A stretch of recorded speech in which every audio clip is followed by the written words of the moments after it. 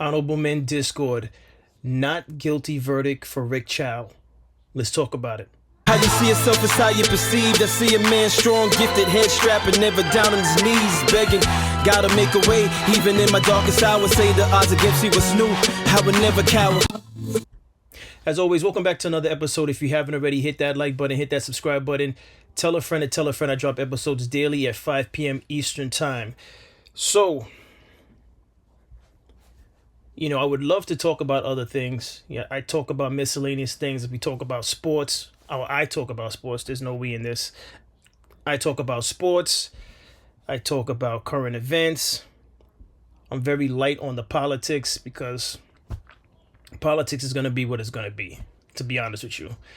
That's probably why I don't even entertain talking about politics too much, because we, the little people, the 9-to-5ers, anyone that's not involved in politics, we're all at the disposal of what the politicians decide. And that may come across negative. You might say, well, get involved, vote, look up your local council member, yeah, you can do those things. But the higher up you go in politics, they're doing what they want. They're doing what they want. They don't care about gas prices going up. They're doing what they want.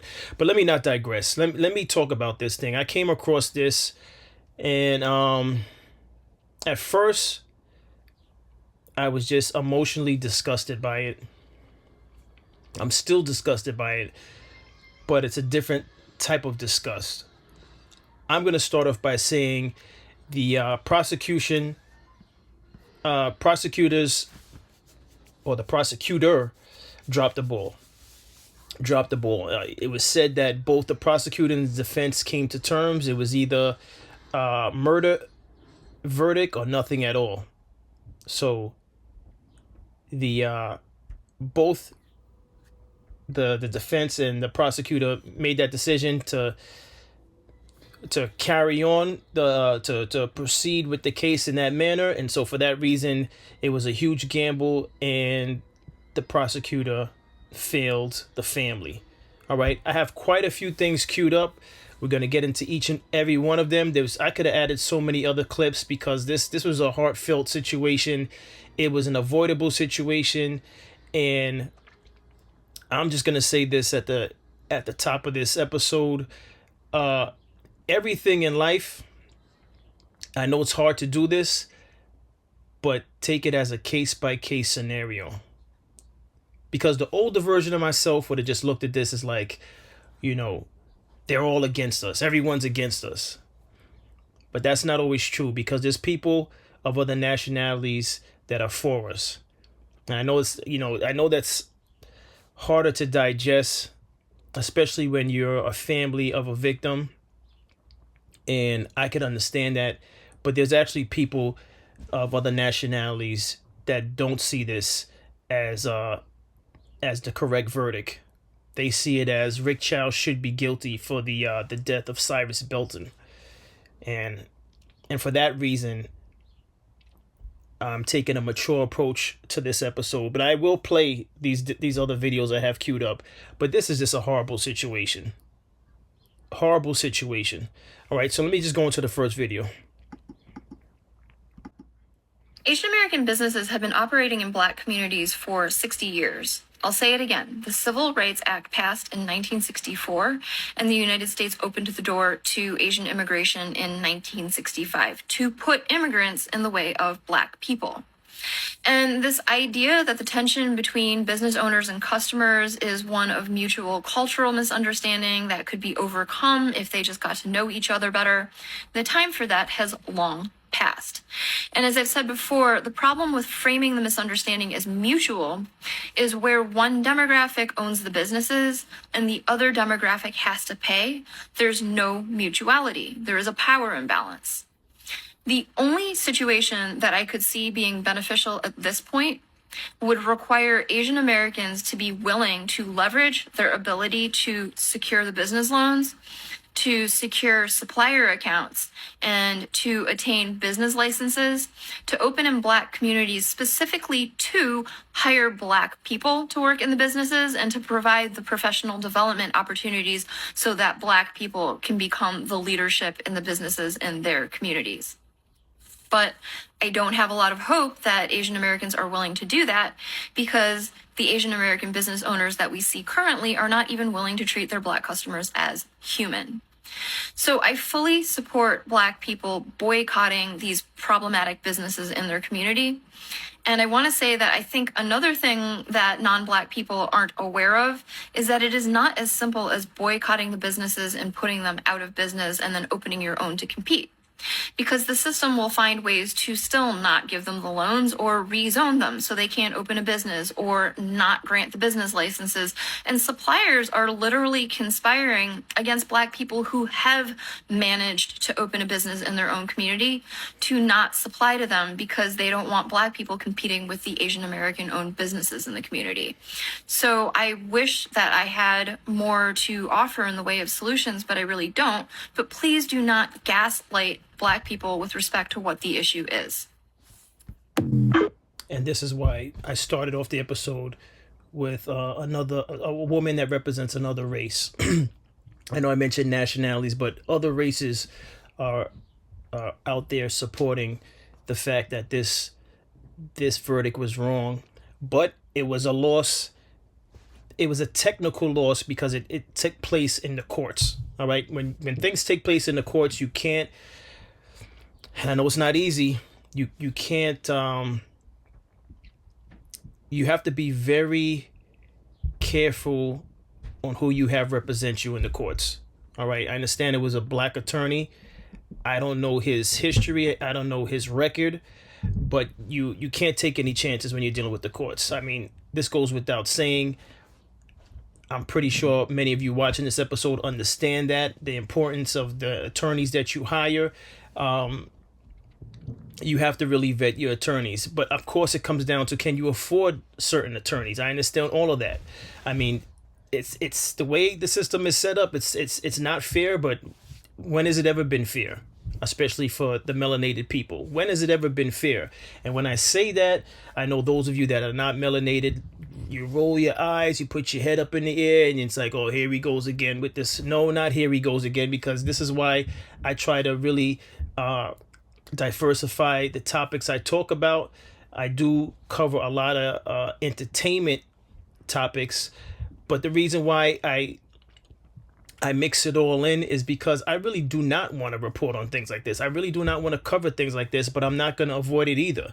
I know family members, colleagues, these are the type of episodes I'd like to get their input on, and they don't necessarily want to take part in it because obviously they don't want their faces out there or their voices out there speaking on how they really feel about it, which I can respect that. But at the same time, I'm just not going to be that person to stay silent. This is why I have this channel, and I'm going to speak on things like this.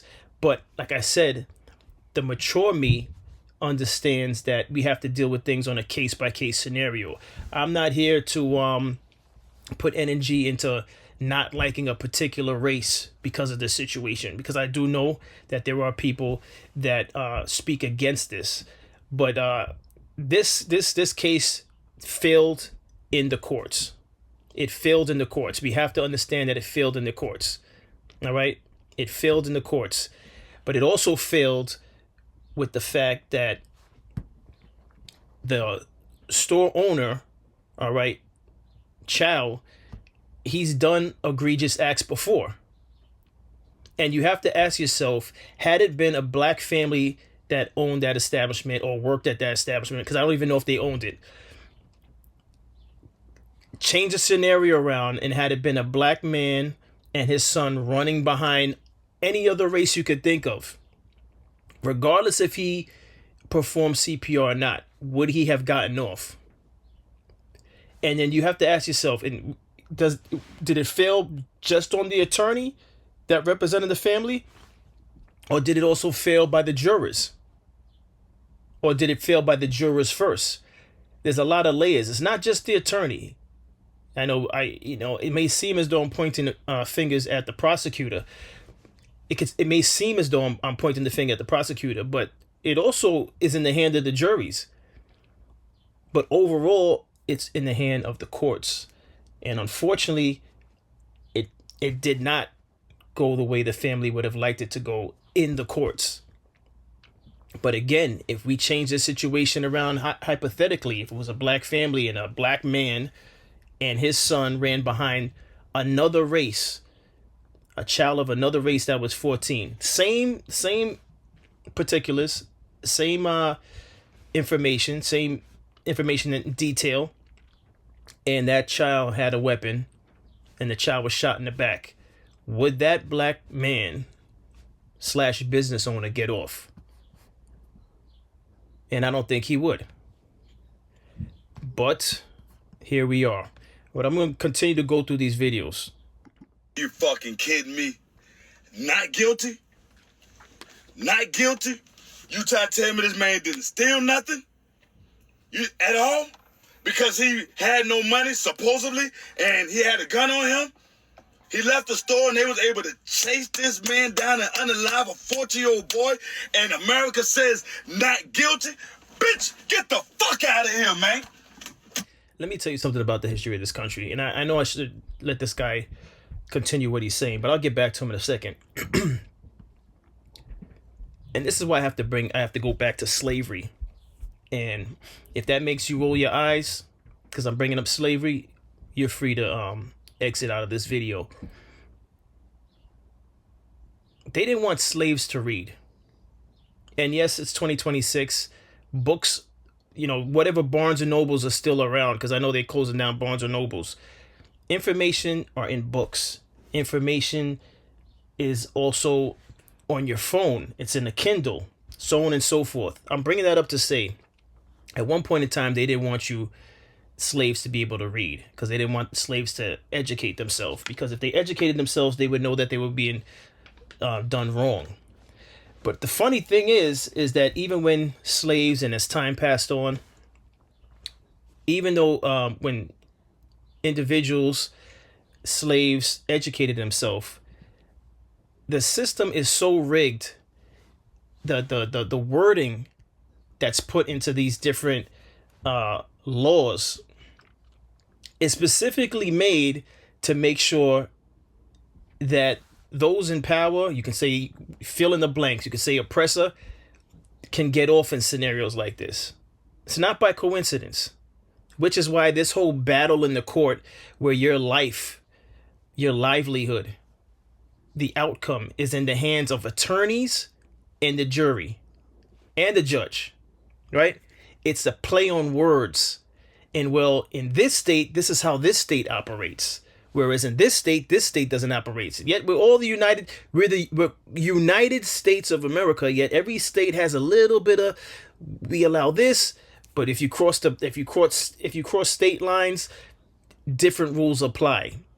And all of this is a perfect example of how overall this country plays that game. And you might say, you just, look at you talking about this country, this great country of ours, and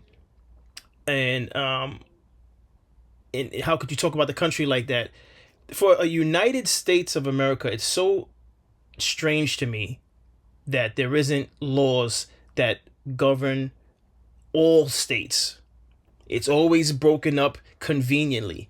And you see how that's playing out for us, right? And when I say us, I'm talking about melanated people. You see how that's playing out for us, right? And just going back to when I'm bringing up slaves and the fact that at one point we weren't allowed to, and I'm saying we as though I was a slave, but melanated people weren't allowed to read because they didn't want you to educate yourself. Just to put it in short, because I don't want to ramble, because I can easily ramble and I don't want to lose track of what I'm trying to say. Folks, educate yourself. Educate yourself. Educate yourself. Educate yourself. We have a population within our community that glorifies bullshit. All right? Glorifies bullshit year after year. We see it all the time. Glorifies bullshit. And then when we get jammed up in situations like this, we wonder why they keep happening. Educate yourselves, because the more you educate yourself, then your actions will change. And I'm not blaming the young man. The young man's 14. And, you could say, why do you have a weapon on him? We don't even know the story. His life was still developing. We don't know if he was even being bullied. This is why he was carrying. Because let me tell you one thing about the video. He complied and put his bag down. A hood N or YN, as we sometimes refer, which I don't use those terms, but I'm using it to make this point. They wouldn't necessarily put down their bag when they're told to put down their bag. They would, especially out here in New York. You try to tell one of these young boys to put down a book bag before they could go along in the store. They're not listening to you. In New York, they're not listening to you. But again, we're talking about South Carolina, if I'm not mistaken, right? The more you educate yourself is your best defense for the way society is constructed. If you're not educating yourself, we're all going to continue to be victims. And let me not say all. Those of you that are not informed are going to continue to be victims because you're not educating yourself. But from the video, from what I saw, he walked in. He was approached by the mother. The mother said something to him. He took his bag off right away. He didn't give her any resistance. But yet this is the villain. This is the person who you found the need to chase him down. What's the purpose of cameras if you're going to make it your business to leave your store? Leave the safety of your store. Your store didn't really mean that much because you ran off and left your wife in the store. What if there was an adult male that had bad intentions? After you're running behind a 14-year-old, what if an adult male noticed that you were out the store with your son, and now an adult male decides to do something to the store because you left the store? No one talks about the whole optics of how that whole thing plays out. It doesn't even make logical sense as an adult. I'm not leaving my wife to run behind a 14-year-old because of water. We all know 14-year-olds, especially a 14-year-old. A 14-year-old has legs. The 14-year-old is probably gone. The son probably did a better job keeping up with the 14-year-old. The father wasn't keeping up with that 14-year-old. So why even bother pursuing that? I would have been telling my son, come back, little. We're just going to go back to the camera, zoom in, keep, close watch for if he tries to come back in the store again, he's going to be banned from the store. If you thought he stole water. But a full-on pursuit whilst leaving your wife in the store, because I believe the wife eventually went back to the store. She didn't go all the way out there, that 130 yards or whatever they said. The wife wasn't there. It was just the father and the son. How does that make sense? But again, the failure started in the courts. Educate yourselves, people. You gotta fuck. What the fuck does that fucking mean, bro? Bro, I walked the fuck off my job just now, nigga. Look at my shit, nigga. Nigga, I walked off this motherfucker. I told them bitches, man, hell no, nigga. Fuck this shit. Fuck America. Fuck all this shit. This is some bullshit. That shit need to be burned the fuck down, nigga. Fuck this shit, man. That's how they think about you. That's what the fuck they think about you, man. That shit fucking crazy, bro. That's fucking crazy. Ain't no way in hell, bro. I got a fucking son that damn age, bro. Ain't no fucking way, bro. Ain't no motherfucking way. Before your kid chased by 2 to 3 fucking grown men and then unalived. Man ain't take nothing from the fucking store. Even if he did, nigga, it was a fucking bottle of water, man. Come on, cuz. Any motherfuckers in that fucking neighborhood. Every one of them motherfuckers should be getting goddamn sit the fuck up out of there, bro. I ain't mad at you, I'm mad at us, nigga. I'm mad at us, nigga. We keep standing for this shit. We keep taking this shit, nigga. We keep taking this shit, nigga. That shit got me fucking pissed, bro. We keep playing checkers, and society, the system, the laws is a chess move. It's chess. It's chess. It's chess. It's chess. This is Trayvon Martin all over again. Trayvon Martin case, the first thing that stuck out to me, and I'm losing a train of thoughts because this is not scripted. I'm just going off the cuff. Trayvon Martin case, with him being found not guilty. What killed me was clearly there was audio that was presented to the public where 911 is telling George Zimmerman not to pursue. And he continued to pursue. Avoidable. They pursued that kid. I don't care what he had on him. Again, we don't know his story. We will never know the full story of why he had we don't know if this kid was bullied. All right? Did this kid have any priors where he used a weapon? We don't know if he was bullied. You do know that there's bullies in this country that have taken weapons to schools and shot up innocent people that had nothing to do with why they were bullied. They weren't necessarily the targets of who bullied them, right? And I'm only bringing it up to say, before we start to look at the fact that the kid had a firearm, he wasn't responsible for any mass shootings. Should he have a weapon at 14? No. No, absolutely not. But we don't know why he had it. We don't know why he had it. Does he live in a 2-family home? I'm not sure. I know the father was there in the court. I'm not sure about that, but we don't know what he was going through to make him feel like he needs to walk around with that.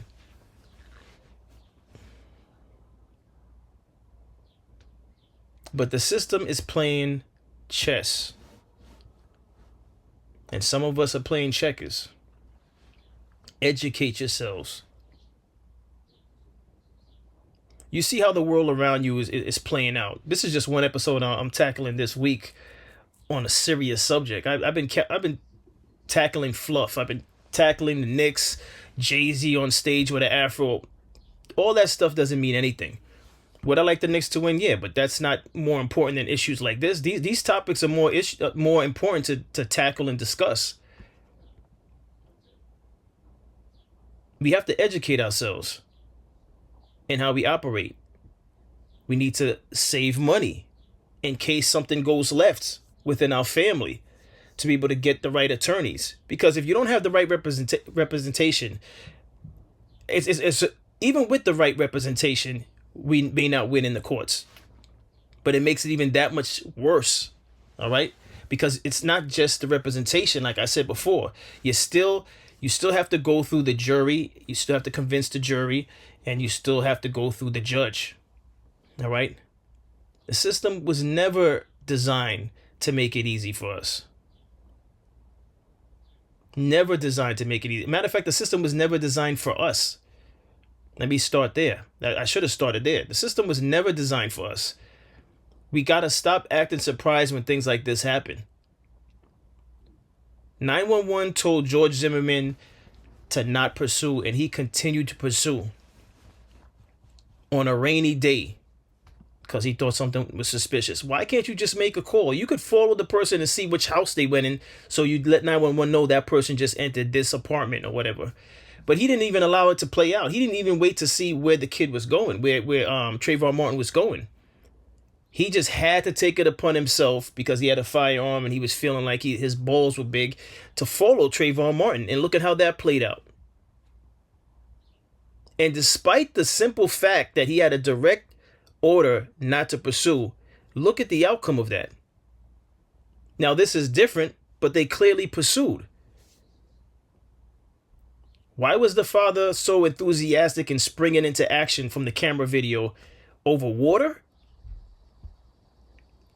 I'm not going to say I've ever owned a business before, but I'm not pursuing anybody over water. What the hell is the cameras for? Why would we have cameras if we're doing all this chasing, playing Batman and Robin over water? You got to steal something better than that. I'm sorry. And I've never been a store owner, but you got to do better than that. I need to see you. It needs to be something of high value for me to step outside of the place and leave my wife back me and my son pursuing somebody and my wife's in the store by herself, it can't be because of water. It can't be. And they're and Chow is smart enough, wise enough to know better. So, you know, and then another thing, this is what I was gonna say, because I lost my train of thought. This is why I'm saying the system and some people within the system that understand the system well are playing chess and we're playing checkers. He was smart enough to know either at the time that the boys was fading away, his life was fading away. If not, the boy was already gone. He was smart enough to know, let me perform CPR. Now you might say, oh, he did it because he had a heart. He's human. I'm not buying none of that, because I'm not chasing a kid for water. I'm just not chasing a kid for water. It wouldn't matter what nationality, what race. I'm not chasing anybody for water. I'm not. But the CPR, that's all smoke and mirrors. You do that because it looks good to be able to say I perform CPR. How do we even know you're qualified to perform CPR? Was that proven that he knows how to do CPR? It's so easy to say I perform CPR. How many people actually really know how to do CPR? How many people actually went through CPR training? You think as a store owner he actually knew CPR? We're just taking it for face value? Now, I wasn't in the court. I don't know if they actually proved that, but how do we know that? How does the general public know that man actually knows CPR? Because if he actually did not take formal training for CPR, right? Then how are you performing something you don't really know how to do correctly? So you're doing something incorrectly trying to save a life? CPR is not something to be played around with. You have to really know how to do it. There's intervals involved in CPR. There's X amount of pressure pumps you have to do, and then pause and then go back to it. All right. I've taken CPR training, and because I don't use it, I couldn't even tell you how to do it correctly. So I would never try to give somebody CPR because I don't use it consistently enough, and I haven't been trained consistently enough to feel confident to do CPR. But yet this man did CPR after shooting somebody in the back. And how convenient they tell the story about the kid was twisting. Again, this is all their word because he's gone. The kid is gone. Cyrus is gone. Much like Trayvon Martin is gone. So we only hear one side of the story. And let me just go back to the Trayvon Martin one more time, because I was so disgusted when Jay-Z pieced together a documentary, his brand. I think it was Rock Nation. I'm not sure exactly the brand that put it out, but Jay-Z was behind it. This man went on to sign and autograph Skittles and Arizona cans. And that man Zimmerman is still alive. For the life of me, how? With all the gangsters that's in rap music, all the gangsters that's in gangs, how is this a fact that this man was signing Skittles and Arizona cans? And I'm not, by no means am I saying what people should be doing to George Zimmerman. I'm just making the point of this. People within our community is so ignorant and so gangster, but gangster for the wrong things.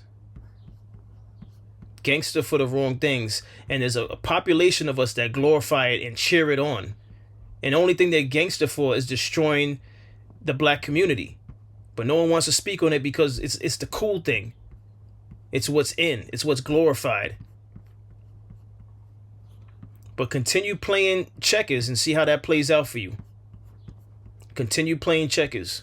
Smarten up, people. I am upset, nigga.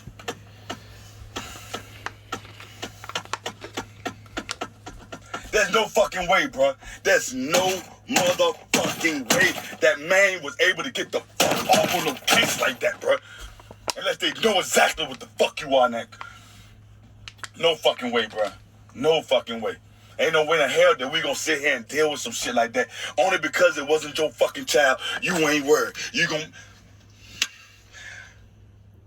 Bro, I'm done. I'm done talking to you niggas. I'm fucking done talking to you niggas. I'm done talking to you fucking weak ass motherfuckers. I'm done. Because our children get done like this and we don't fucking stand up to fucking kick somebody's ass or at least to walk the fuck off these motherfucking jobs. Man, you must be fucking crazy. I'm fucking done talking to you niggas. I'm done. Y'all niggas are cooked. Yeah, Dick Gregory was right, nigga. You can't save us, nigga. You can't save us, nigga. You can't save us, nigga. Cause we're cooked, nigga. We don't give a fuck, nigga. That's, oh, my God. My God. Are you fucking kidding me? Moving along.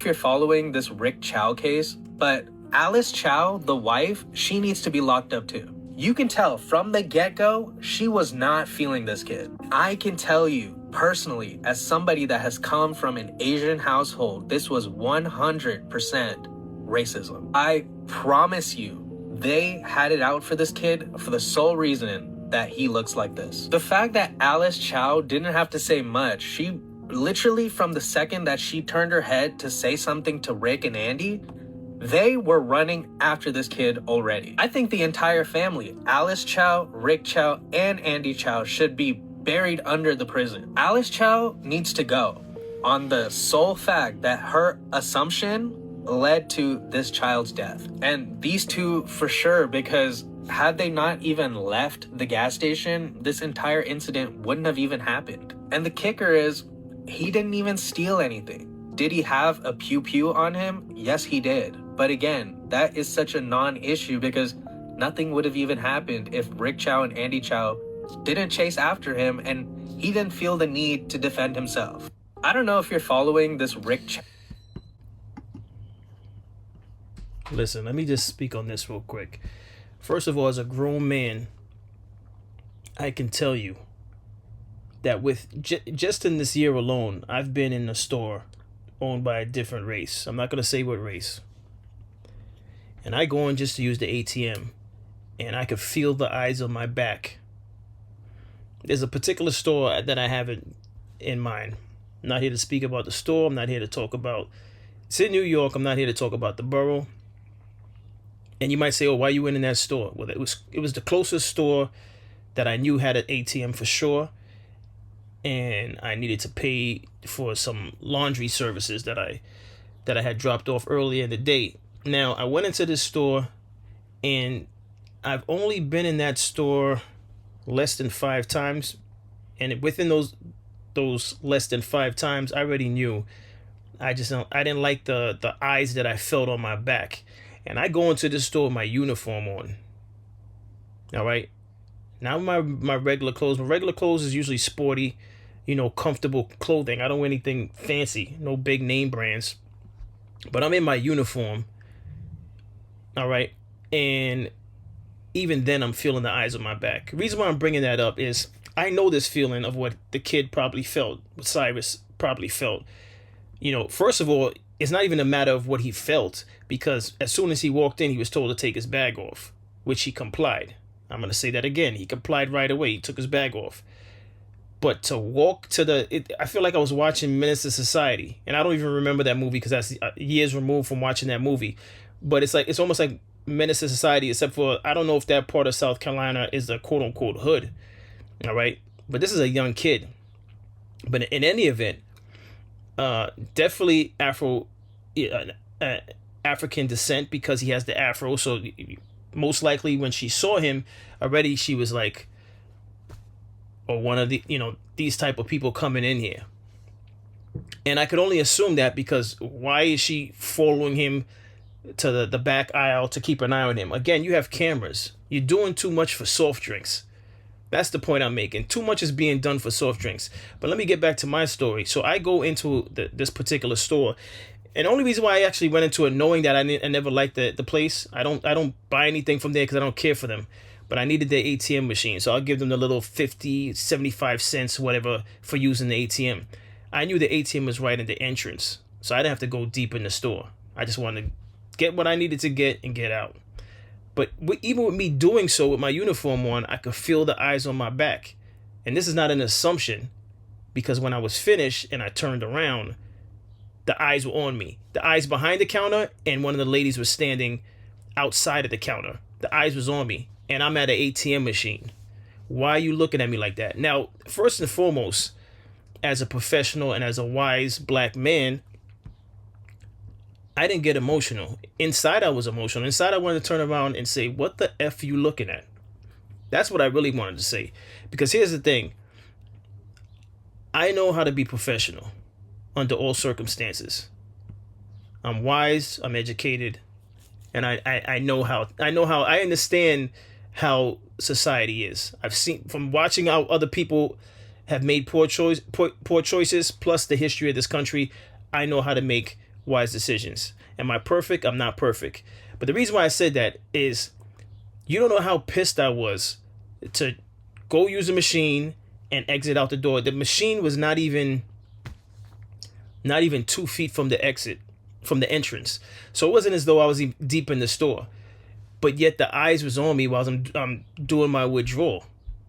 Needless to say, I've never been back to the store, but I'm bringing that point up to say, for any of you watching this episode that are not of melanated skin, just understand these things are real. This is not something like I don't jump on here and make an episode to cause controversy. My channel's not big enough. Plus, I don't make mountains move. These stories are happening all across the states and in the world in different places on its own. So before you assume that I enjoy doing topics like this, if for those who may possibly be assuming that I enjoy speaking on things like this, that's not the case. These things are really happening. So when you hear someone of melanated skin speak about these incidents, this is not stuff that is like, oh, these people just like complaining about racism. No, because again, I was in my work uniform, withdrawing cash from an ATM, and the eyes were on me. And when I turned around, they were looking at me as if, what, I'm stealing money from your ATM?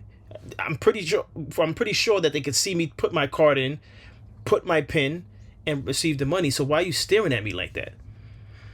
It took everything out of me not to turn around and say, what the F are you looking at?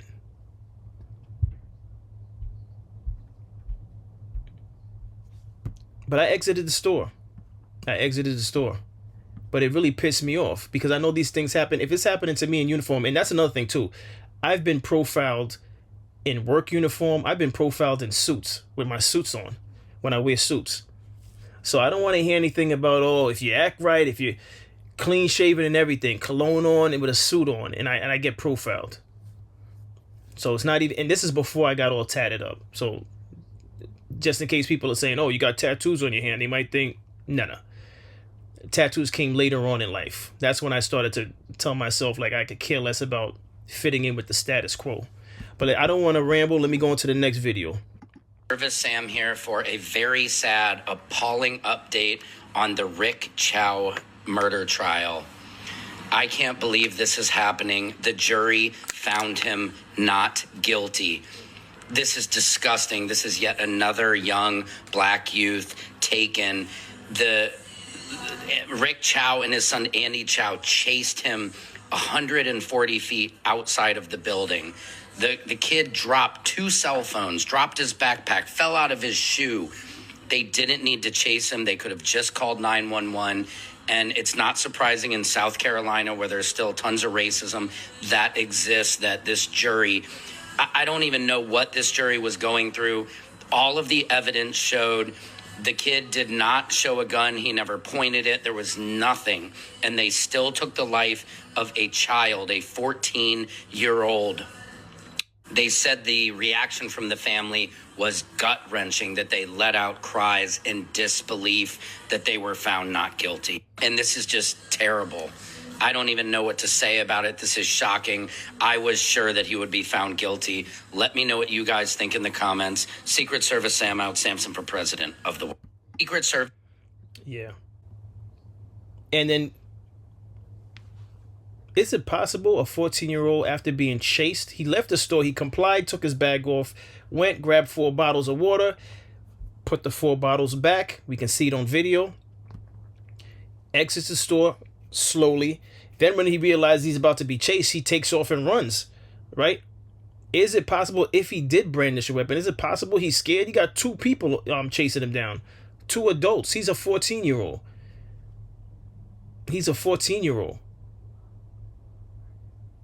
But he got the bullet wound was in his back. He wasn't squared up with you. He was still trying to get the hell out of there. And no water bottle was found. Let's keep that. Let's just understand, no water bottle was found. after all of that. Jury got it right in the Rick Chow case, and I'm going to tell you why. The jury yesterday came back with a verdict of not guilty on murder in the Rick Chow case. And I am a criminal defense attorney, and I'm going to tell you why that was the correct verdict. Now, the jury, or the prosecution and the defense, agreed to only send the jury back with the charge of murder. Okay, they did not choose to go with involuntary or voluntary manslaughter, which are both eligible in South Carolina. There are not degrees of murder in South Carolina, so murder is the only charge, and this is the definition of murder in South Carolina. Murder is the killing of any person with malice aforethought, either express or implied. Now, malice can be formed in a second, but it's an intent to kill. Okay, in order to be found guilty of murder, you need to have that intent to kill, even if it's done in a second. Now, what the prosecution did not do here is prove an intent to kill. Okay, all they really did is prove an intent to protect his son. Okay, his son testified that he was threatened. He felt threatened. He felt fear for his life. He thought he was going to get shot. He thought he was going to get killed. And that's what the jury hung their hat on. Additionally, the prosecutor attacking the son in the manner that he did made the son look like a victim in the courtroom, and that's what the jury hung their hat on. The prosecution failed to prove the malice, which is that intent to unalive somebody. Okay, what they could have proven is going to be voluntary manslaughter. They should have sent voluntary manslaughter back to the jury, which occurs when someone kills another person in the heat of passion without prior intent to kill. Obviously, the heat of the moment is the cheating spouse, right? The law recognizes that a sudden provocation can cause someone to act without the calm reflection that characterizes murder. For voluntary manslaughter to apply, several conditions must exist, must be adequate to the reasonable person to lose control, must happen before there's time for passion to cool, there can't be a significant gap between the provocation and the fatal act. Okay? That is where the prosecution messed up. The prosecution absolutely should have sent voluntary manslaughter back to the jury, and they would have come back with a guilty verdict on voluntary manslaughter. But in no way would they ever have come back on a guilty on the murder charge, and that is the prosecution's mistake. So, did the jury get it right? Yes. He was not guilty of murder. He was absolutely guilty of voluntary manslaughter. And that was a mistake made by the prosecution in their charging conference and their charging documents. So you can agree or disagree with me, but do you think if you were on the jury, would you have found him guilty of murder, or would you have found him guilty of voluntary manslaughter? You let me know in the comments, but definitely not murder. Definitely not murder. So you let me know what you think. We'll chat about it. The jury... Again, the reason why I played this video is because that's the technical side of things, which is why I told you this is chess, not checkers. And the question I would have for the attorney, which I won't get that answer from her, is what's the maximum time that he would have possibly have gotten for voluntary manslaughter? Should the prosecution have put that on the table? Absolutely, because they gambled with the fact that this was probably a win-win, because the child Cyrus was shot in the back. But they gambled and they failed at the family's expense. Again, I don't know how qualified, the success rate of that particular prosecutor was, but he failed. He failed. They lost in court. Emotionally, we know how we feel about this case, but it failed in court. It failed in court. Do I think Chow should be free? Absolutely not. Absolutely not. You knew Rick Chow was going to get off, right? You knew this. You had to. Please tell me you knew this. Black folks and black folks only. If you're not black, you can keep scrolling if you want. I need us to start being conscious of a few things. One, we got to start being honest with ourselves about situations, regardless of whether or not we like the facts. And two, we have to stop playing stupid. What do I mean by these things? One, being honest with ourselves about whether or not we like the facts.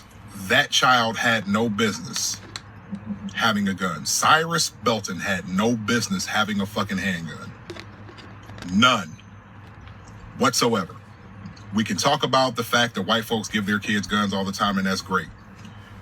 We could even talk about the fact that it's okay for your kid to have one if you're taking them, teaching them how to Let me just say one thing. What's done is done. Again, I agree Cyrus should not have had a gun. And unfortunately for him, it just helped them build their case. of self-defense. But that's a tricky subject in itself, because in 2026, we know how teenagers are. Whether you come from a good household or a broken household, teens are getting their hands on weapons. Again, we don't know why he had a weapon. He may have gotten it, although I don't agree with it, because he was being bullied. But unfortunately for him, being that he had it on him, he just basically made it possible for Mr. Chow to get off. Shoot, or you're going to the range, or they're with an instructor at the range or something like that, that's a completely different story. And I actually applaud that. Teaching your kids gun safety, teaching them how to not be scared around guns, means they also are not hyper fascinated with them and do something stupid with them most of the time. Okay? So, let's get that out the way, right? That's being honest with yourselves. 2, not playing stupid. Time and time again, I keep seeing black folks ask the same fucking question. What has to happen for shit like this to stop happening to us and our children? When you already know the fucking answer. You know the fucking answer. The answer is simple. Act like they do. If you take one of mine, I take one of yours. It's a very simple fucking concept. If you kill my child, I come and I kill you. I don't kill somebody who looks like you. I don't kill somebody with the same job that you have. I don't kill somebody who lives in the same area that you do. I don't kill somebody who got on social media and said that they supported you. I kill you. If you're one of those people who says, well, I don't give a fuck about what happens to me, cool, so be it. I kill the people that you care about. One or more of the people that you care about. You cannot clap, stomp, chant, protest this shit away. That has not worked since the 60s. We got anti-Asian hate bills. We got anti-Semitic hate bills. We don't have anti-black hate bills. They don't give a fuck. You knew he was getting off because the Asian Americans in that area, and most of these high profile areas, they celebrate their proximity to whiteness. We knew this. We knew this when he chased a child, a 14-year-old child, out of his fucking store because he thought that he stole a $2 or $3 bottle of water. Who feels comfortable enough to do that if you don't feel like you're going to get off? That part. But I'm not going to say that I'm promoting what he's saying or I'm advocating for it. I'm just letting this man say his piece. And you might say, well, you didn't have to add this to the video. Well, this is his perspective. All right. Ward Damien. All right. This is his perspective, and he's entitled to feel the way he feels.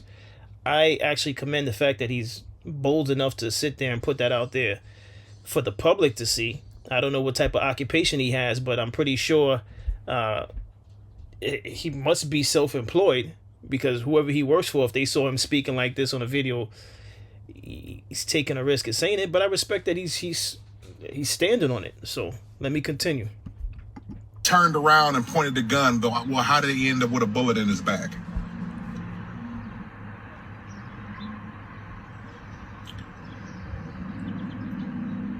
When you are the type of person who is willing to risk prison because somebody left you a fucking comment on Facebook or Twitter, when you are the type of person who is willing to risk prison because somebody tried to talk to your girl, when you are the type of person who's willing to risk prison because somebody stepped on your shoes, called you a bitch when you was at the club, whatever the fuck the case is, and you are not the type of person who is willing to risk prison to go and get justice for somebody who lost a 14-year-old child, I am disgusted by you.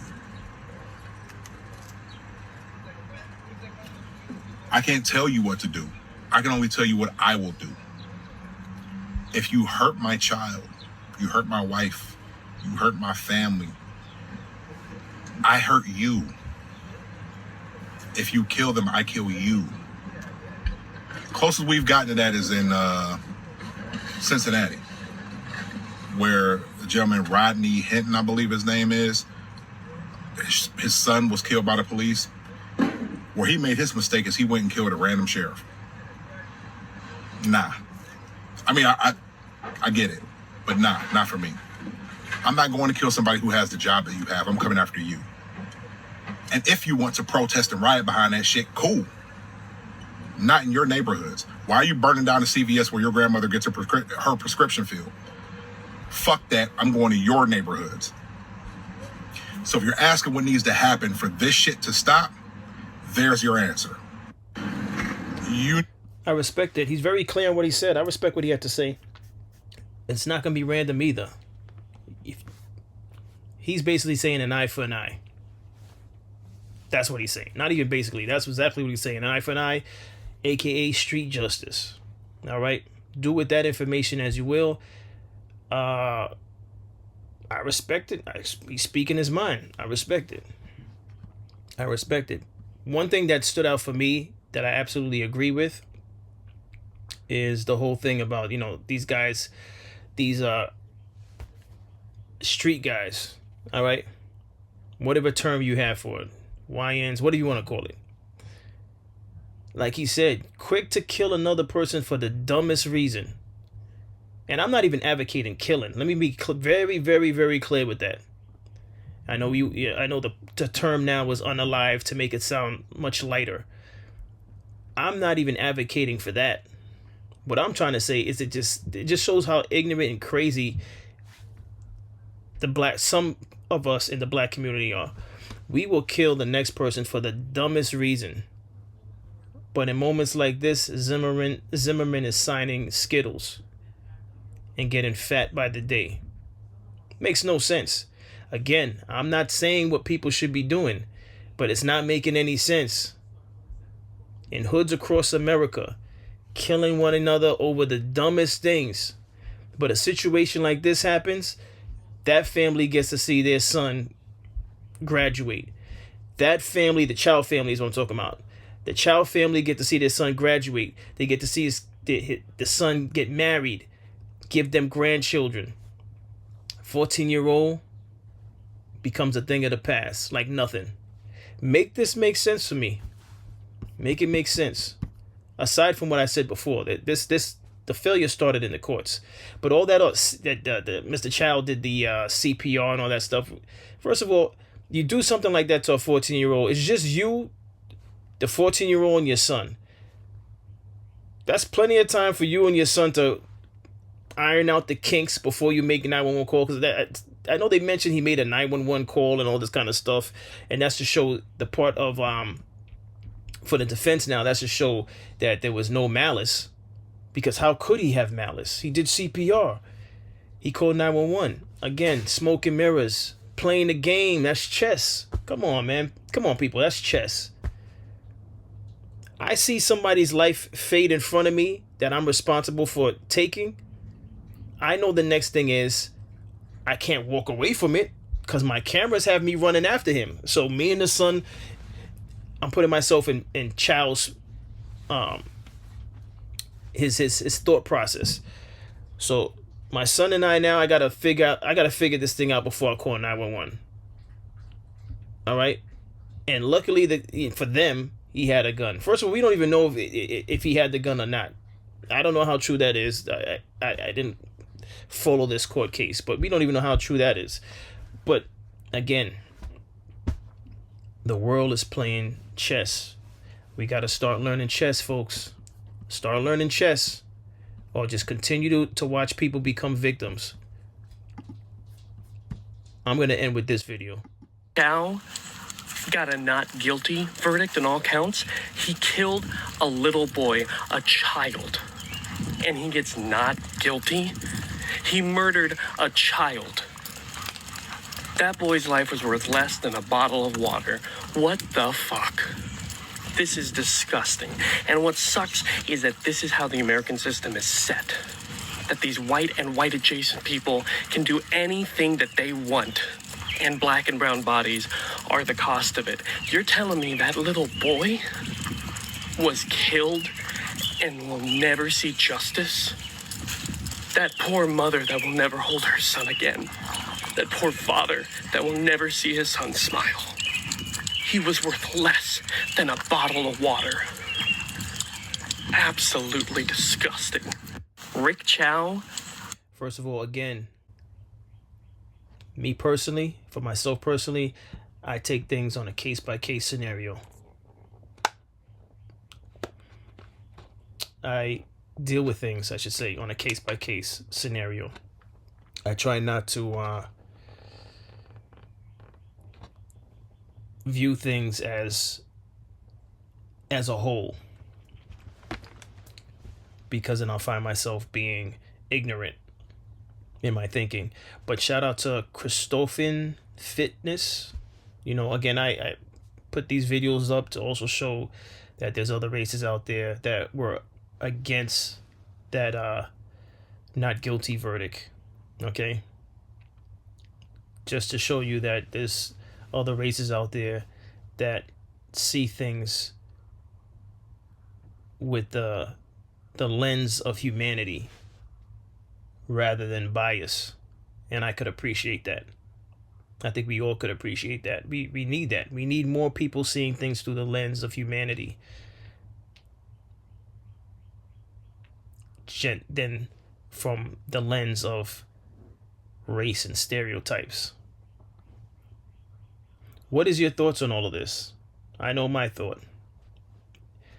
We lost, or let me say the family lost.